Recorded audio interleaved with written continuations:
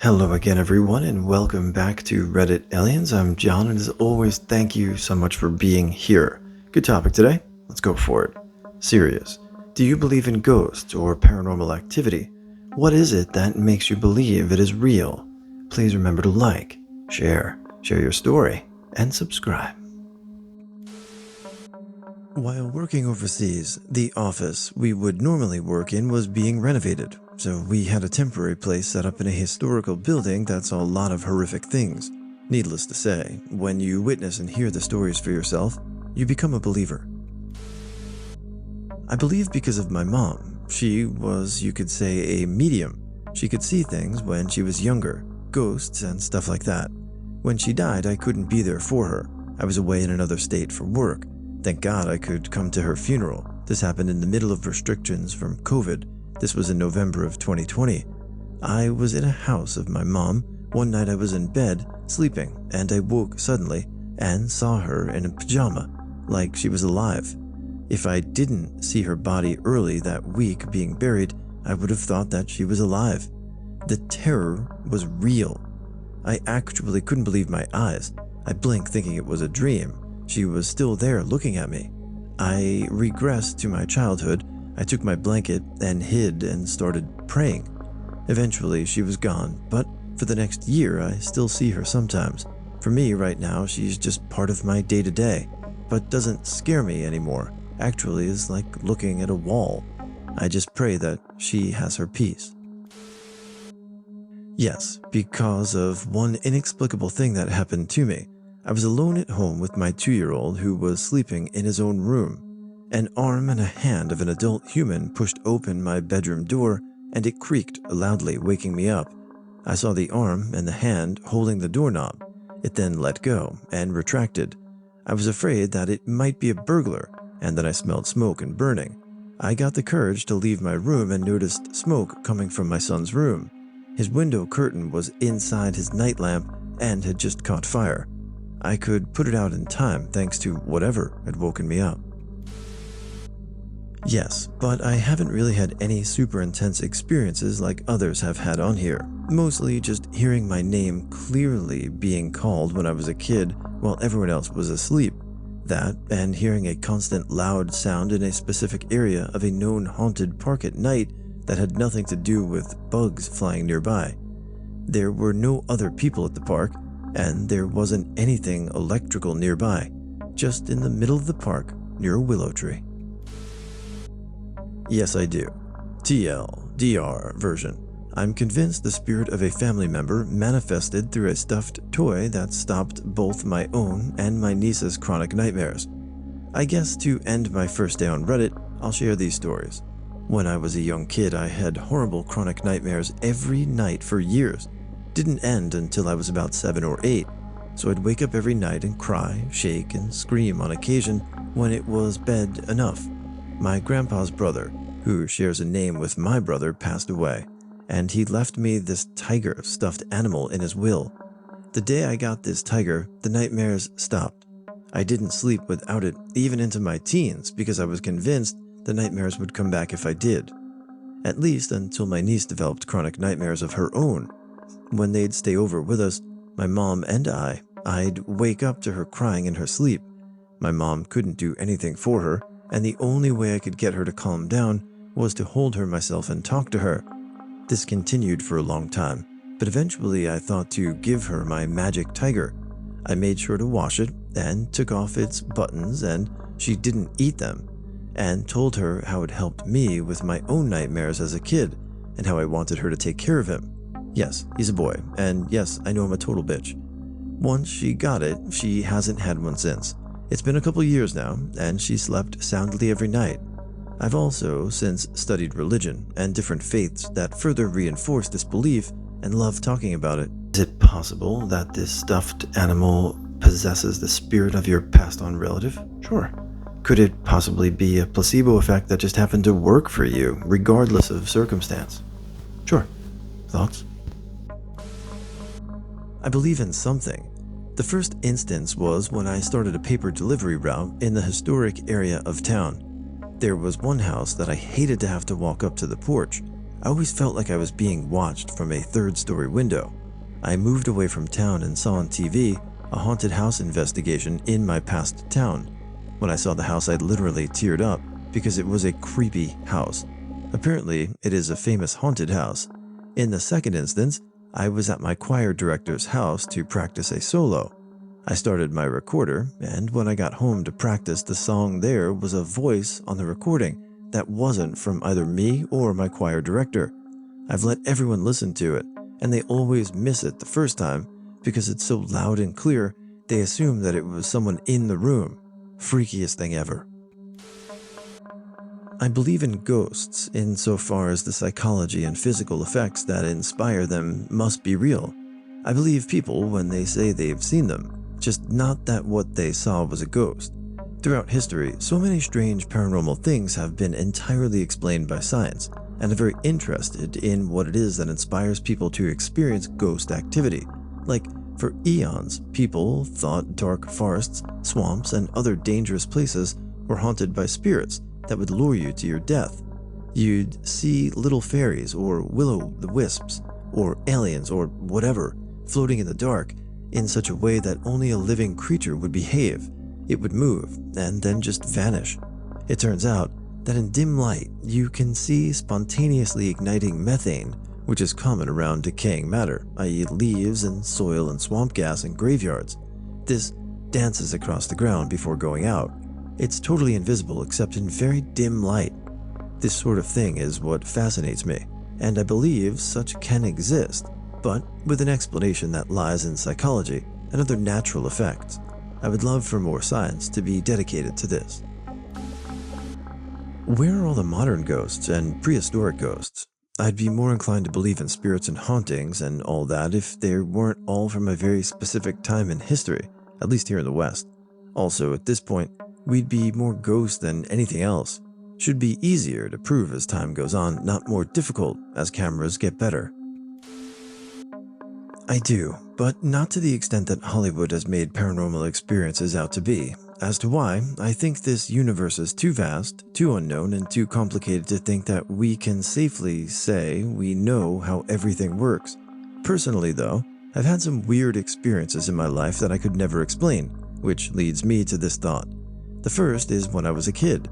I lived in a neighborhood that had once been a Civil War battleground, not a major one apparently, as they built houses over it, but it saw battle at some point. Sometimes at night, I would hear voices directly outside my window. We lived at the edge of the street, so we had no neighbors on my side of the house, and we had no neighbors or a street behind us.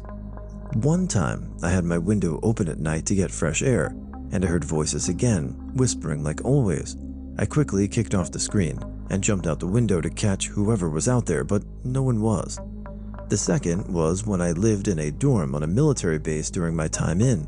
I always had horrible nightmares and would hear someone talking in my closet area. The way the room was set up was it was one open room for the bedroom with a wall separating the closet area into its own hallway. That's where I would hear the voice. I lived there for about a year before I get permission to move off base with my friend due to an increase in new personnel coming in. And during cleaning, I found a note in the top of my closet. It was very clearly a suicide note. I took it up my chain of command in case the person was still alive and wanted to make sure they got help because it was a really dark note, but never heard anything back. When I asked my supervisor about it after a few weeks, he basically told me don't ask about it anymore. It's possible someone killed themselves in my dorm room and was covered up so they could keep using it.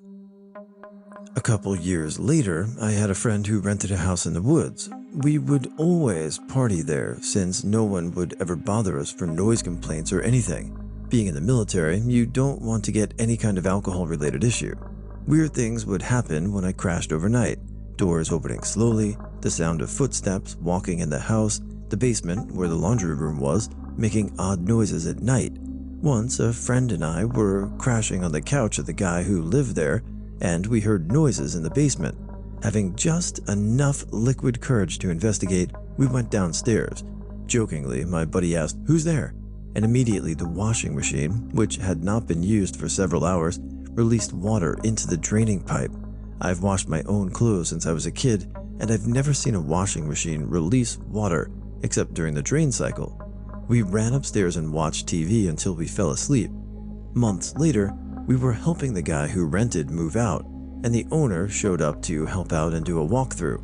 He asked the renter why he was moving, and when he told he was moving because he got orders, the owner sighed in relief and said, "Oh, good. I thought it was because of the ghost."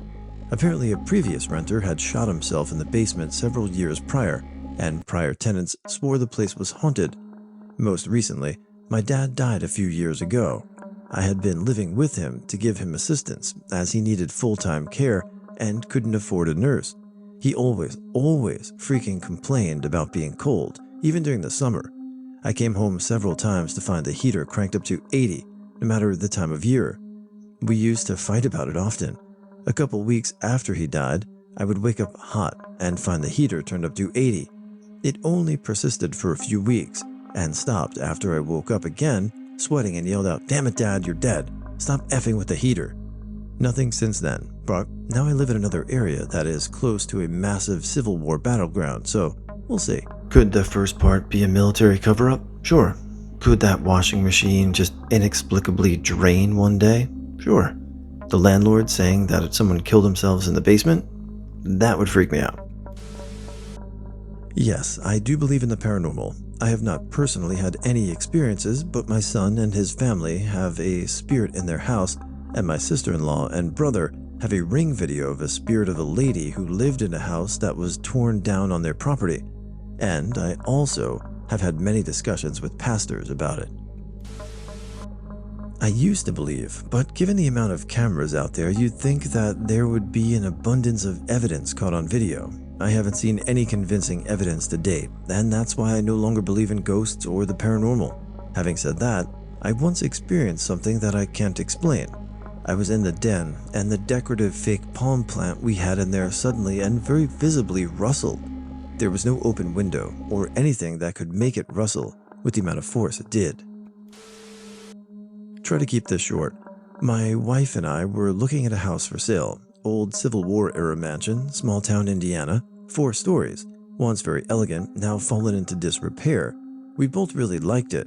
One of the rooms on the second floor was flooded, maybe 4 inches of water. We went back to the owner and told her, and she wanted to see for herself. So we returned, and the room was bone dry. No water. Looked like never wet. I did not believe for most of my life until about 4.5 years ago. I worked in a very old hospital that used to be run by nuns in 1880 to 1940. My office was in the basement next to the morgue, and strange things that could not be rationalized away started happening daily. Co-workers that had been there for years straight up refused to work in the evenings, especially in the basement. One night in particular, I was completely alone, at least the only one alive, and the room got very cold while I simultaneously felt warm breathing on the back of my neck. Sounds stupid when I repeat it, but it was terrifying. Every part of my body was telling me to get the F out. Whispering, footprints through newly waxed floors. Angry janitor swears he checked the camera to see who ruined his work and saw no one. Papers flying off my desk with zero draft, etc. A coworker swears while sitting in my office waiting for me, she heard someone walking down the hall. Peeked out and saw the back of a nun walking down the hallway. She followed, as it is a restricted area, and no one was there. Many more things happened during my time there. I don't work there anymore, thankfully. I don't think anyone would be less surprised if your workplace was haunted. You worked in the basement of some old place run by nuns, and you were next to the morgue. I mean, this is textbook horror movie setting, right? I believe in ghosts. I've had experiences that I'm 100% sure of. There were lots of times I heard people walking in my room, saw black shadows in the corner of my eyes. The moment when I was 100% sure was at night, when I didn't know how to go further in and live and felt depressed and wanted to die. I wanted to go to sleep when I heard footsteps outside of my door, which was weird since I sleep alone on the top floor, but it could be my dad who would want to go to the toilet because the other one was used. Then I heard the steps come in my room. At first I was afraid. After a while I took all my courage and asked if there was somebody here. 1 step is yes, 2 steps is no. Heard 1 step. I had an idea who would be present, my grandmother, who I loved and deeply missed. I asked some controlled questions that only she would know. Then I asked her what I must do, got my response, then silence, and I fell asleep. Believe what you want, but there are unexplainable things. Yes, this one time my brothers and I were in the living room sitting down and there was a soda can on the table. Keep in mind that the can is full. I saw the whole thing. The can moved a few inches behind it. The same thing happened to a spray can on a shelf. Another time was where my mom said that she heard footsteps in the house in the middle of the night, though no one was awake that night. Spooky. This has happened a few times while I was in school. For example, one time when I was in the toilet, I heard a door slam really loudly. When I checked, no one was in there, and we don't have any windows in there. Also, another time we were walking down the stairs, and it sounded like people were talking, but again, no one was there. And also, I've been walking around during break and looked up at a window you can see all the way through to the door, and there was a face in the window. The weirdest thing about that is that apparently a young boy died a long while back while there was construction work going on. Yes, actually, this situation has been haunting me for years. I was 11 at the time. It was late at night, like 1 a.m. or so. I was walking home till I heard a lot of noise. The streets were empty and the whole entire neighborhood was silent. Lights at the lamppost started flickering. 11-year-old me would look around. I then saw a black dress, dark-eyed lady with a black robe and black fingertips standing in front of my house. "Hello, are you okay, ma'am?" She then left and walked away toward the back of the house. My house lights started flickering. I did not want to follow her because I knew I would be either dead or missing, so I quickly ran to my next-door neighbor. Thankfully, they were there, and they rang my parents, and all the lights started to stop flickering. My parents were in the house, and then they opened it. "Mom, sorry for not picking you up. Are you okay?" I was breathing heavily, trying to figure out what the hell happened, and never slept for the next 3 days.